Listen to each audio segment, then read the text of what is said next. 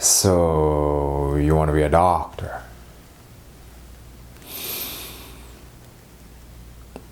Okay. Let's chat about that. Every single year, 5,000 people apply to the Michael G. DeGroote School of Medicine at McMaster University. Of those 5,000, approximately 550 are offered an interview, and 206 are ultimately admitted into the incoming MD class. How does McMaster select who gets the privilege of becoming Canada's future doctors? The answer has to do with their two-step formula.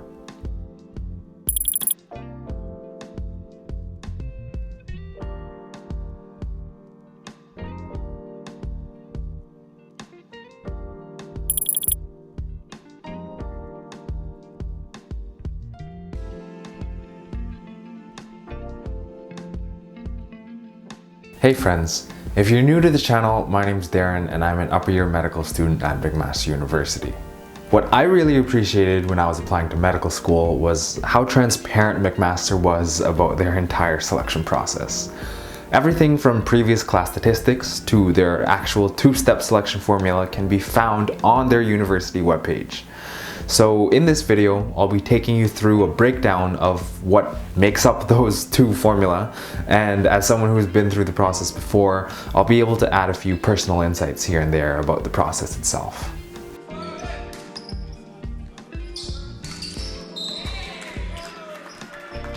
Now, I'm gonna dive into the nitty-gritty of these two formula, but before I do that, I think it's worth mentioning something you've probably already noticed, is that there's no percentage weight in either of the two formulas given to your extracurriculars or your autobiographical sketch. So before you go drop everything you love doing to get a 4.0 GPA and a 132 CARS, let me explain. It's not that McMaster doesn't care about a breadth of life experiences, different volunteering experiences, and different types of extracurriculars that you could be involved in. It's just that they have other ways to test for it. Medicine is fundamentally a career where you're constantly interacting with, problem solving with, and collaborating with other human beings. If you're lucky enough to be one of the 550 that ends up getting an interview, you're gonna be a pretty boring candidate if all you can talk about was how hard you studied for your organic chemistry exam.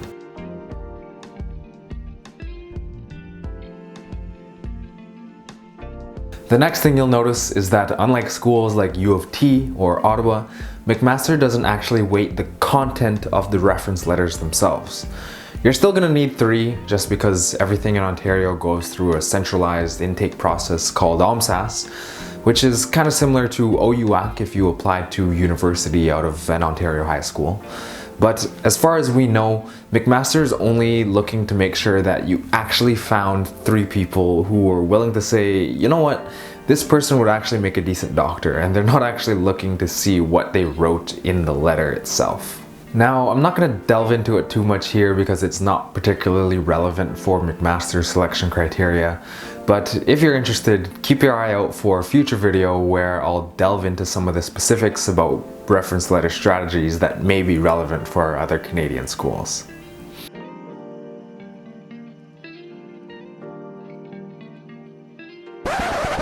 Despite the importance of GPA in the application process, there are people who get into McMaster Medicine every single year that don't have particularly impressive GPAs at all. Now usually how they make up for it is with higher CARS scores on the MCAT and higher Casper scores.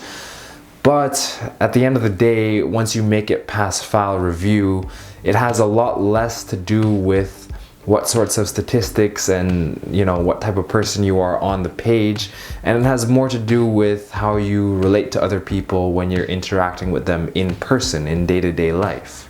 Now, GPA is an imperfect system, but by understanding how the system actually works, you can actually plan your courses in a way that gives you the best chance of success. GPA doesn't care about how difficult the course you took was.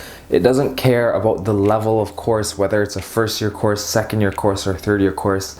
And it doesn't even care about the prestige that's associated with whatever institution you're attending.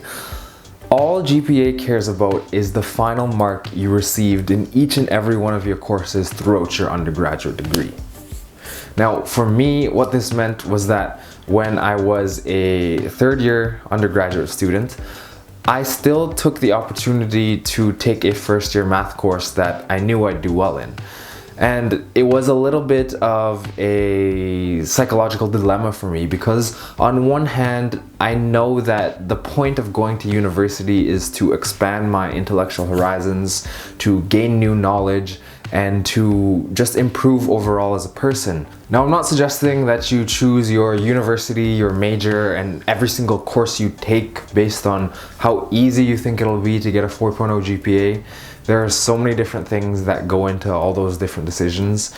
But at the same time, it is important to be honest about what sorts of behaviors the system we're actually working in is actively incentivizing. So yes, the GPA system incentivizes you to take easier courses over hard courses at universities that have a reputation for not being overly difficult. But the other thing the GPA system incentivizes is being a well-rounded student as opposed to someone that excels in one or two subjects. For example, if someone took 5 courses and they got 5 85s in all their different courses, they would have a higher GPA than someone who got 2 100s and 3 75s, even though the overall percentage average is the same.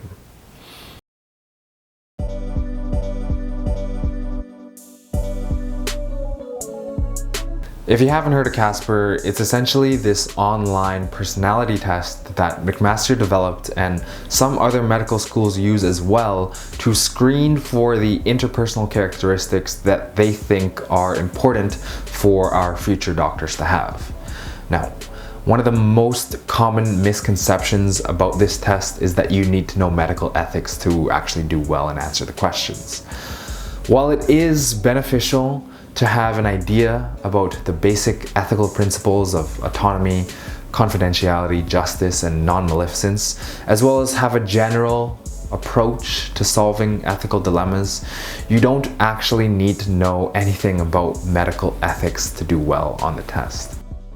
Most of the situations that you're going to be presented on Casper have to do with common everyday scenarios that you might run into at work or at school. Now, I've made another video on my channel which goes in depth into this Casper test, which I'll link up in the card here, down in the description below, and at the end of the video for you to watch at your own convenience.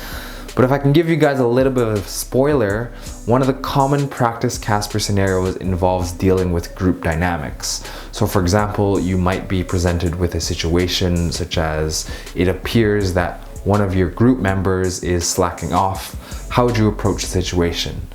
And the key with Casper is to acknowledge as many different perspectives as you possibly can. So although yes, seeing that one of the other group members may be slacking off is unfair to the rest of us, as well as, unfair to the process of, being in a group, they may also be going through a difficult personal circumstance, which would really change the approach that you use when discussing or bringing up this concern with the individual. And that's the sort of thing that Casper is designed to test, in addition to how fast you can actually type that response.